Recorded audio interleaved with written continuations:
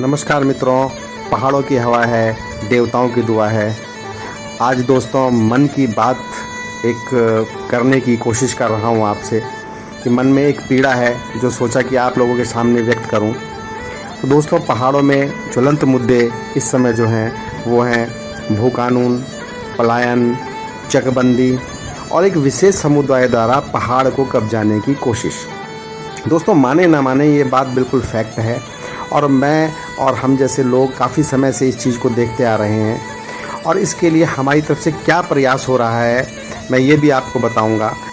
दोस्तों, हाल ही में पहाड़ की विज़िट पर था और मुझे एक निमंत्रण आया। एक संस्था प्रभात सामाजिक संगठन जिसने मुझे एक निमंत्रण भिजवाया और दोस्तों थोड़ा समय भी मेरे पास था तो मुझे लगा कि जाना चाहिए और देखना चाहिए कि सामाजिक संगठन कर क्या रहे हैं।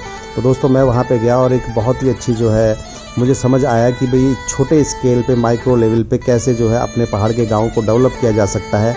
उन लोगों के विचार मुझे बहुत ही समझ में आए, तो मैं आपके सामने रखना चाहता हूँ दोस्तों कुछ वीडियोज़ के माध्यम से उनके विचार जो उन्होंने व्यक्त किए हैं अपने, और कैसे अपनी मार्केट्स को, अपने गाँवों को, अपने ब्लॉक को, अपनी ग्राम सभा को कैसे विकास की ओर ले जाना है।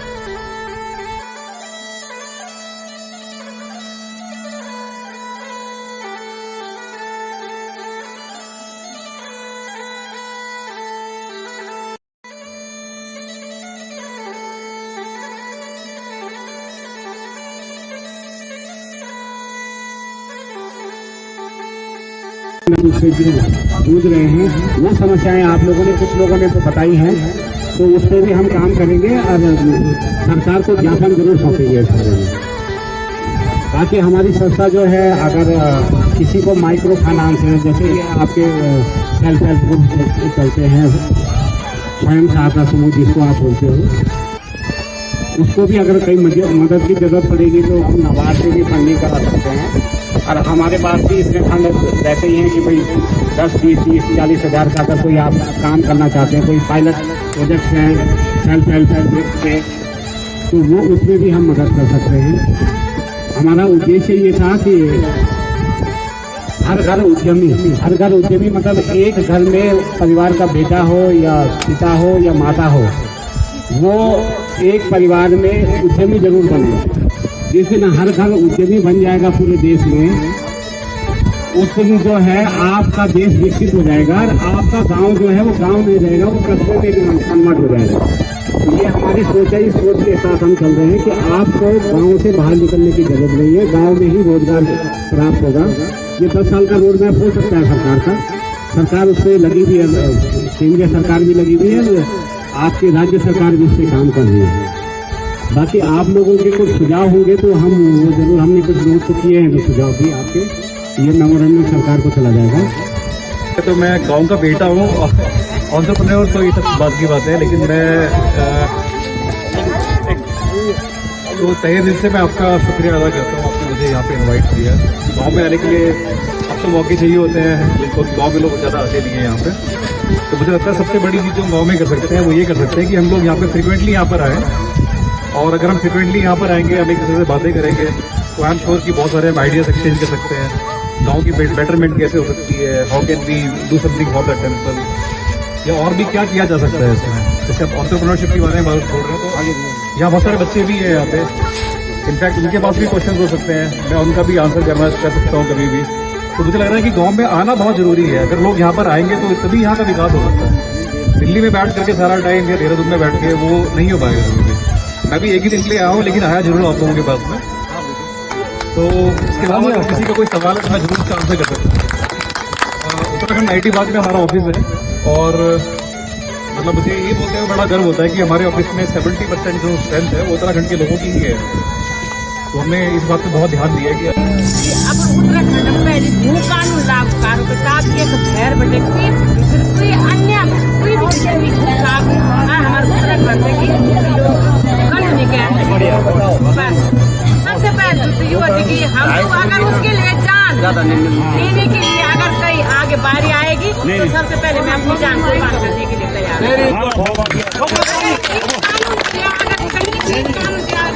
आप लोगों ने कहीं, हाँ, अगर आप लोगों ने इसकी मुहिम कहीं घोर बहुत, मैं तो बोली पहले तो प्रधानमंत्री जी तक ये मुहिम जारी होनी चाहिए। अगर ये मुहिम जारी हो सकती है तो अगर जान देने की नौबत आएगी, हम पुलिस के दंडे खाने के लिए हम थाने में बंद हो सकते हैं। मित्रों, मैं आपको प्रभात सामाजिक संगठन के बारे में कुछ बताता चलूँ। दोस्तों, ये संगठन जो है कुछ युवाओं द्वारा रजिस्टर्ड करवाया गया है उत्तराखंड में सन 2020 में इंडियन ट्रस्ट एक्ट के अंतर्गत, और इसका जो है रजिस्टर्ड ऑफिस देहरादून में है और हेड ऑफिस कांडा मल्ला रावतशू पट्टी पौड़ी गढ़वाल में है। मित्रों, इसमें जो भी गणमान्य व्यक्ति हैं वो सभी उत्तराखंड के मूल निवासी हैं, और मूल निवासी होने के साथ साथ दोस्तों सभी कहीं ना कहीं बाहर रहते हैं। कोई हरिद्वार, ऋषिकेश, देहरादून, बॉम्बे, गुजरात, गोवा, दिल्ली, कोई विदेश में भी रहते हैं। दोस्तों, उनका एक मुख्य उद्देश्य है अपने गांव के प्रति अपना उत्तरदायित्व निभाना। और दोस्तों, पलायन के कारण खाली हो चुके गांवों में दोबारा से हरियाली और दोबारा से रिवर्स माइग्रेशन के ऊपर भी काम करना इस संस्था का प्रथम कार्य है।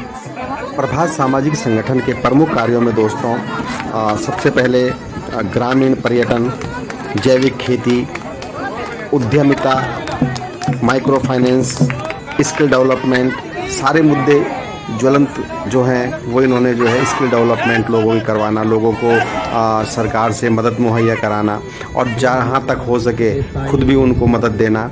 और बहुत ही अच्छा दोस्तों मुझे लगा इस संगठन से मिलके, इन लोगों से मिलके बहुत ही पॉजिटिव सोच, पॉजिटिव एनर्जी के साथ में इन लोगों ने काम किया है। एक गांव एक उत्पाद पे भी ये संस्था काम कर रही है।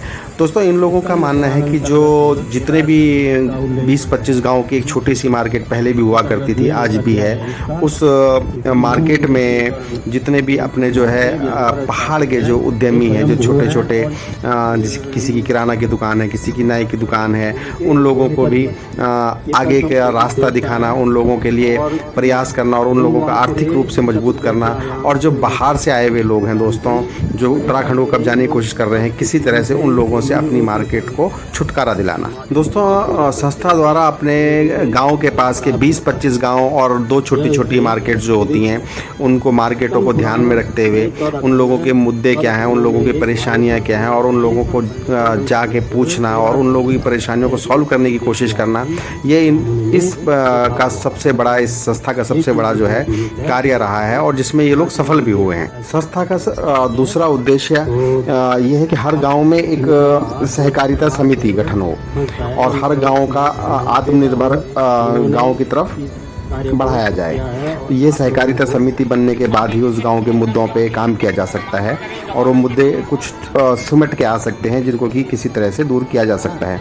अगले दोस्तों 20 से 25 साल का इन लोगों का एक ब्लूप्रिंट है जिस पे ये लोग काम कर रहे हैं और लगता है कि कामयाबी जरूर इनके हाथ लगी। दोस्तों, कार्यप्रणाली से लगता है कि आत्मनिर्भर गाँव का संदेश पहुँचाने में ये प्रभात संस्था कामयाब रही है और बहुत ही अच्छे ढंग से कामयाब।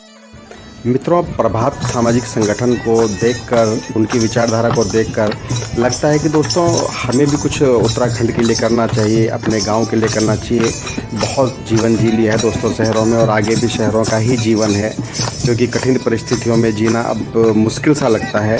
तो मुझे लगता है दोस्तों कि हम लोगों को भी एक छोटे छोटे ग्रुप्स बना के 20-25 गांव ना कर सके, कम से कम अपनी ग्राम सभा जिसमें कि 2, 3 या 4 गांव मैक्सिमम आते हैं, एक ग्राम सभा के लिए काम किया जाए। हर ग्राम सभा के 4-5 गांव से कुछ अच्छे लोग 2-2, 3-3 लोगों को मिला के एक संगठन ना भी बने, संस्था ना भी बने, लेकिन पॉजिटिव सोच वाले लोगों को साथ लेके, और अगर हम छोटे छोटे स्केल पे, माइक्रो स्केल पे इस काम को करें और एक ग्राम सभा का मुद्दा हम लोग सॉल्व करने की कोशिश करें, तो निश्चित ही दोस्तों उत्तराखंड का विकास बहुत ही तीव्रता से होगा। और रिवर्स माइग्रेशन पे भी हम काम करें तो वो भी बहुत ही मुश्किल नहीं है। सरकार अपनी तरफ से प्रयास कर रही है दोस्तों, हम लोगों को भी अपनी तरफ से प्रयास करना बहुत ज़रूरी है। और अगर इस प्रयास में हम कामयाब रहे प्रभात की तरह, तो दोस्तों मन को बहुत ही सुकून होगा कि हमने जीवन में जिस धरती पर जन्म लिया है उस धरती के लिए हमने कुछ न कुछ इस जीवन में किया है। बहुत बहुत धन्यवाद दोस्तों। एक विचार था जो आपके सामने, कोशिश करेंगे कि आगे भी इस तरह के विचार आपके सामने रखते रहें। दोस्तों, आप सभी से आशा करते हैं कि आप सभी लोग उत्तराखंड के इस विकास की मुहिम में ज़रूर साथ देंगे, चाहे वो किसी भी प्रकार से साथ हो दोस्तों, ज़रूर देंगे। अगले मुलाकात होगी आपसे कुछ नए खट्टे मीठे अनुभवों के साथ में दोस्तों। जय भारत, जय देवभूमि उत्तराखंड।